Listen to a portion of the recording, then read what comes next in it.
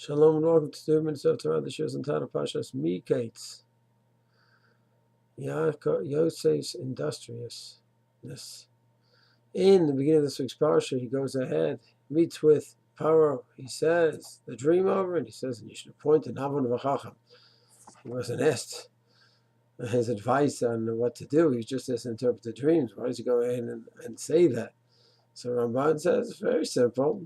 He was an opportunist. He saw a chance for a good job, a ticket out from the jail, and he said, "Paro, why don't you appoint Navan Chacham?" He knew Paro was into him, and that's all it was. The obvious question is, in last week's Parsha Vayeshev, when he told us our Mashkim to go ahead and remind Paro, tell Paro about him, he was punished and put to jail for 2 more years. So why then did he have to stay 2 more years? And here, for some reason, it's not a violation of Bitachon or anything to go ahead and mention it to Paro.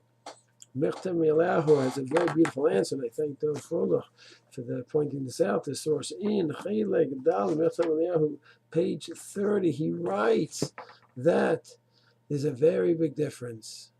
In the previous parasha, Yosaif was growing and growing, but still he had work to be done. He mentioned, I'm the greatest in the house, Teishas Potiphar, no one's greater than me. And he just was Misalso Pharoh, he was just playing with his hair, and he needed work to it still. And for him to go ahead and say, Mashkim, you go ahead and you tell Paro about me, it could have been a little dangerous, and he would have felt, I've done it again. He wasn't there just yet. And therefore, it wasn't the question per se, the request to ask Sarah Mashkim. No, nothing wrong theoretically asking Sarah Mashkim for help. But it was his framework and where he was at. That was the issue. So now he's already gone 2 more years in jail. He comes up to Paro. And the first thing he says when Paro says, wow, I heard you're amazing, you're great, you're terrific. What did he say? Nothing. I'm really just a vehicle that God, through me, gives over this information. It's all God. I'm just a vehicle.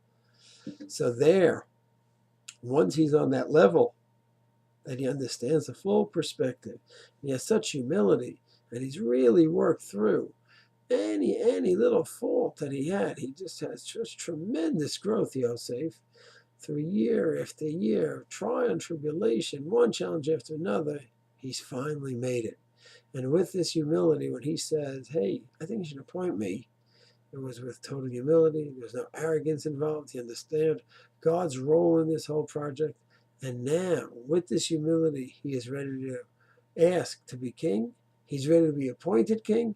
And he's ready to go ahead and rule over not only the Egyptian nation, but over the Jewish nation as well. And Michtav points out a beautiful point. Why does it stress that he took Paro took Yosaif from the pit, and he quickly took him and dressed him and brought him to the king? That he might have been a little bit confused, what's going on? And still he had such clarity of mind that Paro said, I heard you're amazing, you're great, you're terrific. Not me. It was truly in his bones, in his blood, this humility. And now he's ready for the next stage in his life. Shalom.